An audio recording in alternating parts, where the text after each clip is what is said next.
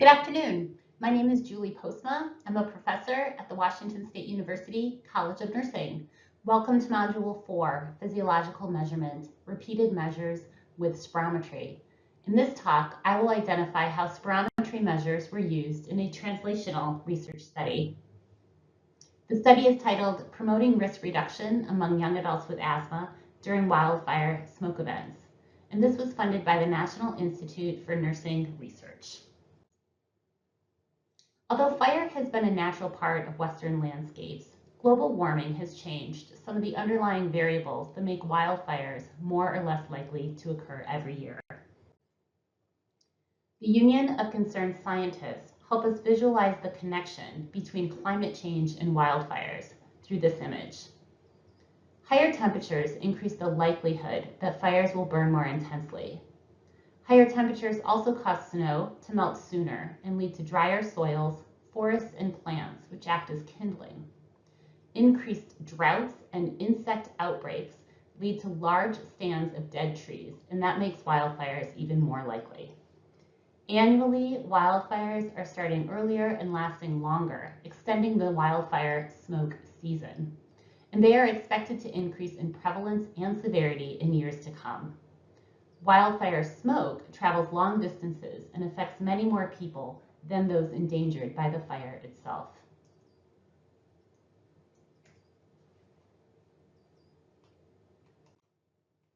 I situate my work within the National Institutes of Health Climate Change and Health Initiative, specifically around interventions and strategies.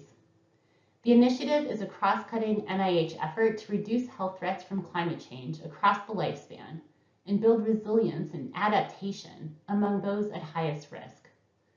Individuals with asthma are among the most vulnerable to health effects from wildfire smoke exposure.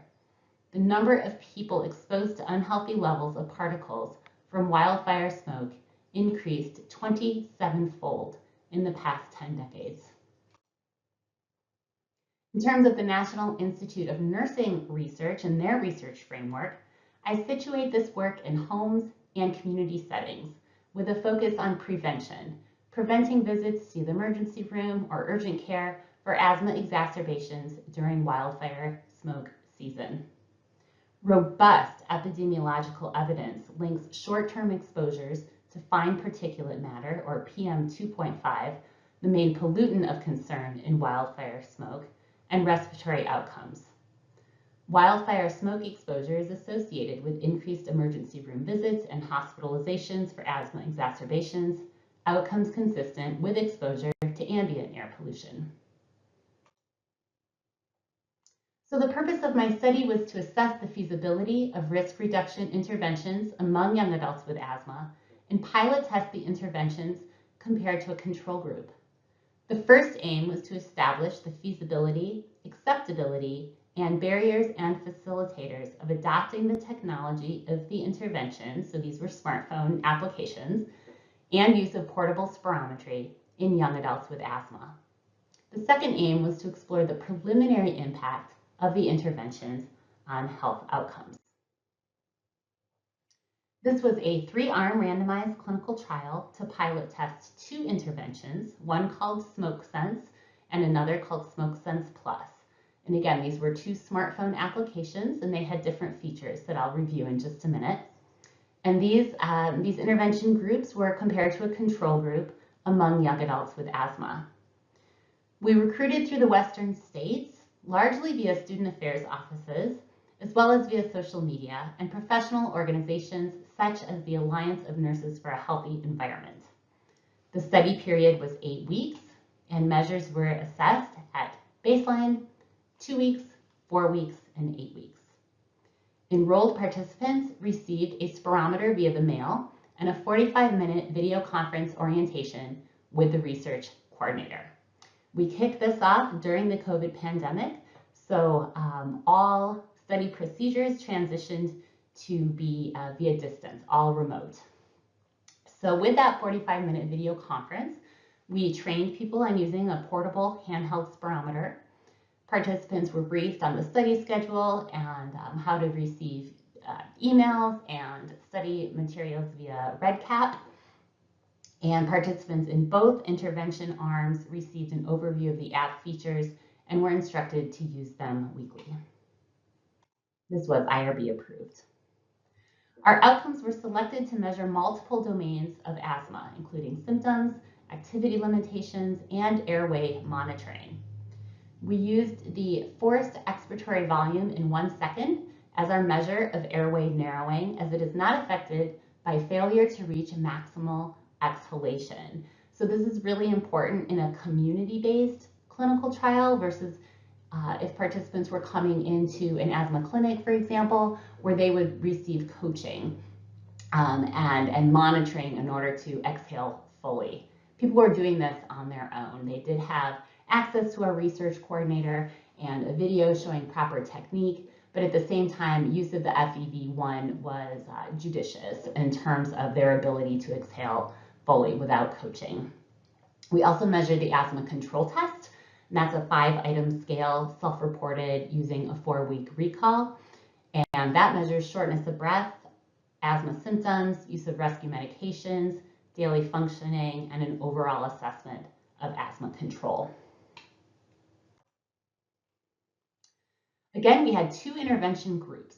One used a smartphone app in existence called SmokeSense, and this was an app that the EPA developed. The second group used SmokeSense Plus, so that included the SmokeSense functionality as well as additional features which we designed for the user with asthma. So let's take a look at a few of these features.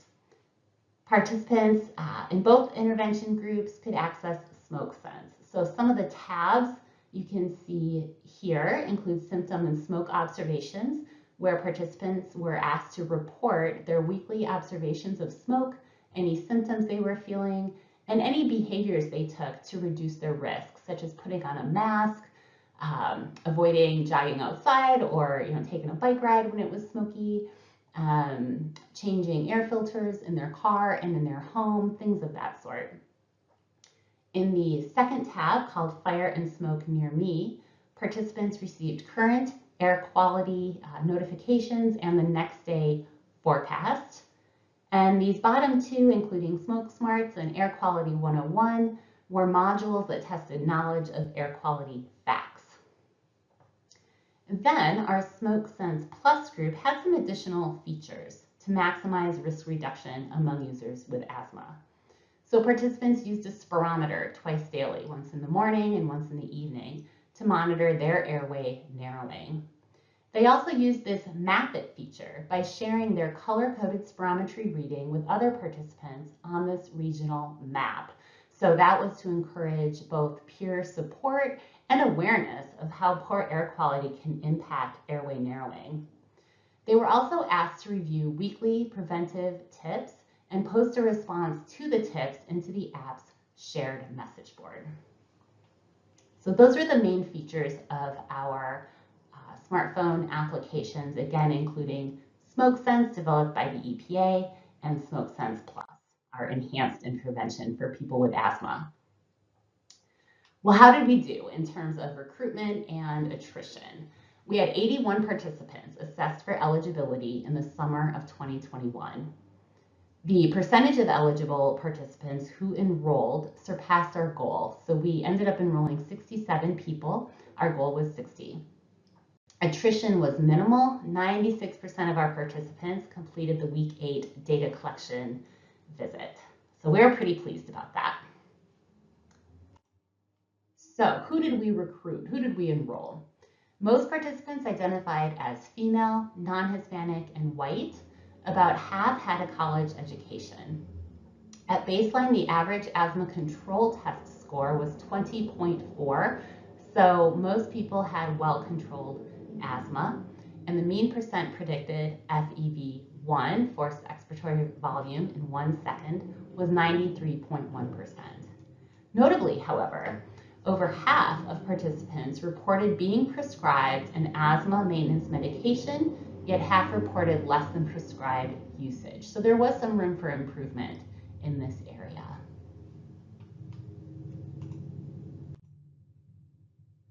In terms of exposure to poor air quality, during the smoke season when our participants were enrolled.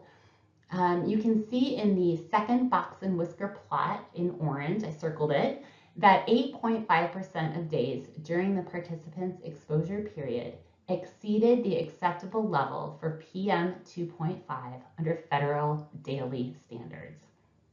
So this level is described as unhealthy for sensitive groups or worse, according to the Air Quality Index for PM 2.5. And notably, over 1/3 of participants' exposure periods were deemed moderate air quality, which is indicated in yellow to the left. So results in terms of AIM-1, where we had questions about usage and acceptability. We had no adverse events reported, so that of course is very good. Our system usability scores indicated a stable and usable system that is in regard to both the stability of the smartphone applications and being able to access the different features, as well as using these portable spirometers. The research attitude scale indicated that 88% of participants agreed or strongly agreed that their personal information will be kept private and confidential. And that was a particular concern because we were sharing their FEV1s in that Map It feature. But young adults in this generation, in this era, are pretty okay with sharing information. Of course, that was de-identified, but we did want to make sure that that was the case. Most SSU Plus intervention participants agreed that daily spirometry readings helped them manage their asthma. And so we did a survey and follow-up interviews with people in the SmokeSense Plus intervention group, and that's what we found. We found a lot of enthusiasm around daily use of the spirometer. This quote exemplifies that perspective, where one person said, "The application allowed me to understand when I was experiencing symptoms I may not have been conscious of and to take action to manage them." So we're very encouraged by that. In terms of using the spirometer, young adults in our sample were highly compliant with regular self-administered spirometry. Over 2/3 also used the optional note feature, some of whom tracked their own assessment and self-management. For example, a participant noted that on that particular day that it was very smoky, low visibility, wearing a particle mask because I have to work today, used the emergency inhaler in preparation for today. So this just gives us insight into how we can amplify this intervention, and we learned a lot from the young adults around their use of the spirometer and the value that they found that in terms of their asthma management. So at baseline, 100% of participants were completing their scheduled spirometry readings.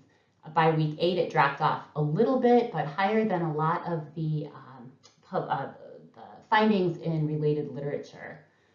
The SmokeSense Plus group, again, was asked to do daily readings, and they completed those over 80% of the time. So we were, again, very encouraged by this. This figure shows the FEV1 measures over time broken down by study arm, so you can see how we displayed repeated measures by group. There were no group differences in primary outcomes, but examination of changes in asthma outcomes was limited by the design and purpose of this feasibility study. In other words, it wasn't necessarily powered to detect profound changes, and as I mentioned before, at baseline we had participants with well-controlled asthma, so there wasn't a lot of room to move there. Here we see the asthma control test by group and over time. Again, we saw no statistically significant group differences by study arm. Some important discussion points. Participants' asthma was well controlled at baseline. This was likely because we recruited via the community versus clinic-based recruitment. Initially, our plan was to recruit via asthma clinics. However, COVID hit and those clinics were focused on other activities. So we were lucky to have such positive recruitment and support by the student affairs offices and our various other recruitment methods. But we did see not a lot of room to improve among the participants in our study with our asthma outcomes. And we learned, again, a lot from participants about their use of spirometry, the value that they found in spirometry, and what else they needed to make that valuable in terms of their asthma self-management. So one person said, I always felt like I could never understand the stats I was getting from the spirometer. And I would have loved a, like, here's what the FEV means integrated into the app. So those were thoughtful considerations, insightful considerations, and we will build that into future testing of this app. Limitations. There was no in-person coaching for spirometry. And so as you learn about spirometry, you'll know that the literature notes that the best values are obtained with coaching. A lot of times nurses in those clinics are the ones doing that coaching.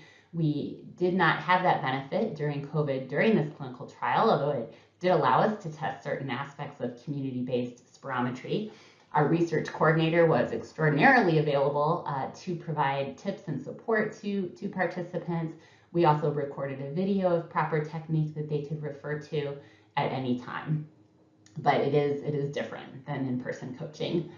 And we could not guarantee consistency in the approach. For example, you want standardization with spirometry. You want people to be sitting every time they use the spirometer or standing every time they use the spirometer, but we did not have that control over the environment. We have two related publications. These have been published. The first is our results paper. This was published in Public Health Nursing in 2022. And our second paper, really focused on the spirometry, is published in the Journal of Asthma, and that was published in 2023. And we have another paper in review, but we'll see how that turns out.